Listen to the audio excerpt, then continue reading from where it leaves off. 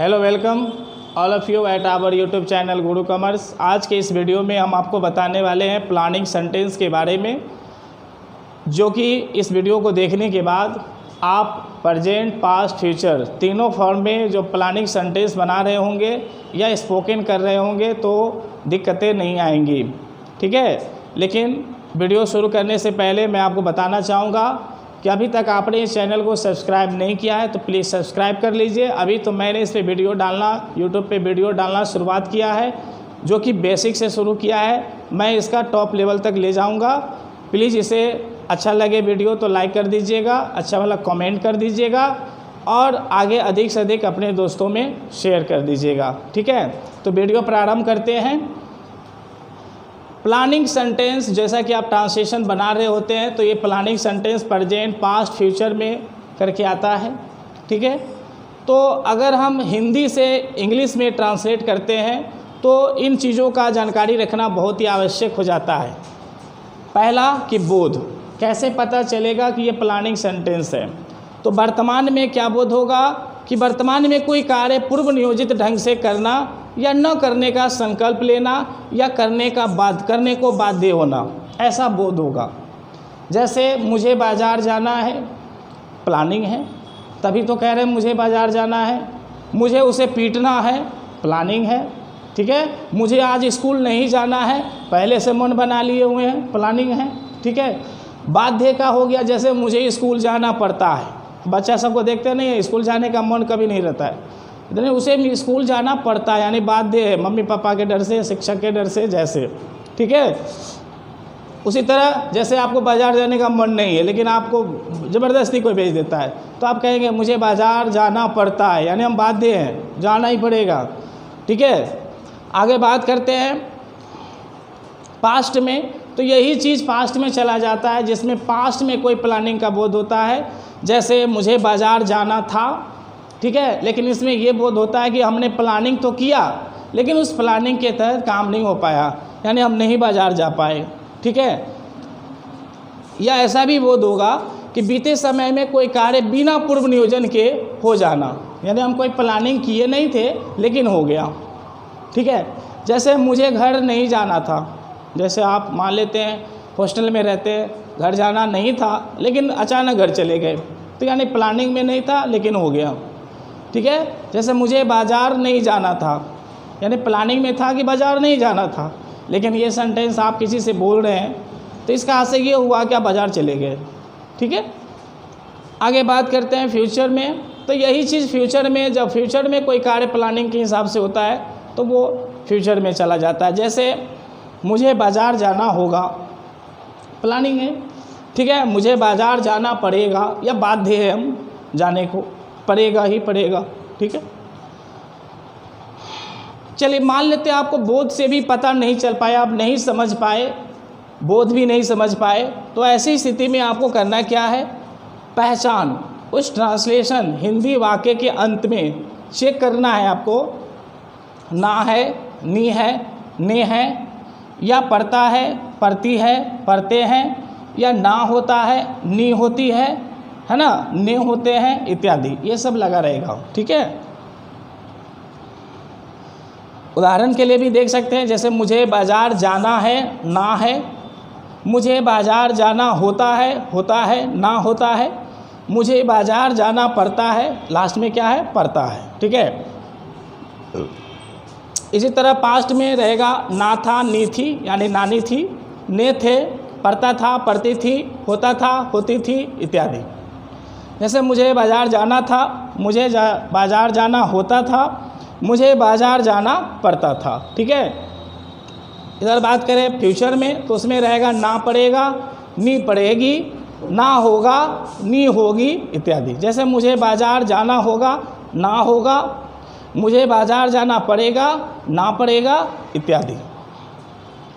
अब बात करते हैं, जब ये हिंदी में पकड़ में आ गया कि ये प्लानिंग सेंटेंस है, तब अगला जो स्टेप होता है ट्रांसलेट करने का, इंग्लिश में ट्रांसलेट करने का, जिसके लिए आपको ये स्ट्रक्चर की आवश्यकता पड़ेगी, यानी इस फार्मूले की आवश्यकता पड़ेगी।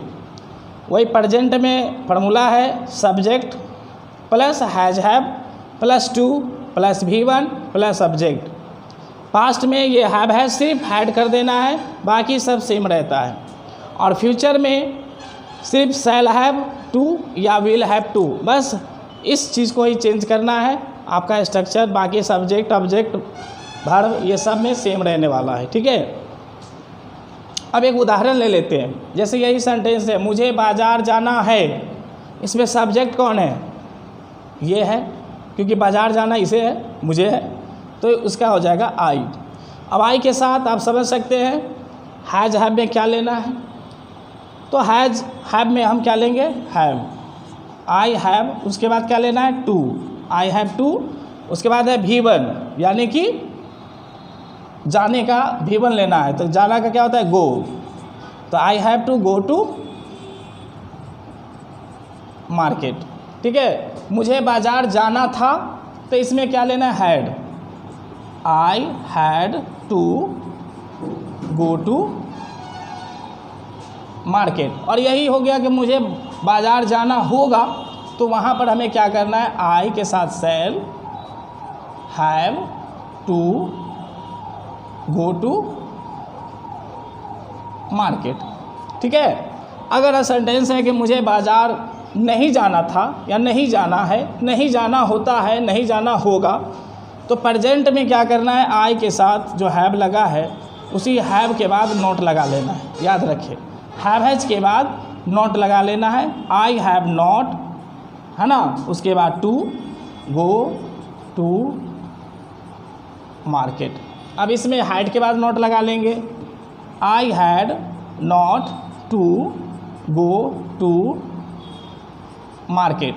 और इसमें शैल हैव के बाद या विल के बाद नोट लगा सकते हैं, शैल के बाद या विल के बाद। तो I shall not have to go to market, ठीक है। I shall not have to go to market. Shall will के बाद जब भी निगेटिव बनता है, शैल या विल के बाद ही नोट लगता है, याद रखिएगा। अगर इसी चीज़ को इंट्रोगेटिव में बनाने के लिए कहे, ठीक है, क्या उसे, है ना, क्या उसे पीटना है? क्या राम को बाज़ार जाना है? मान के चलिए, ठीक है। क्या उसे घर जाना है?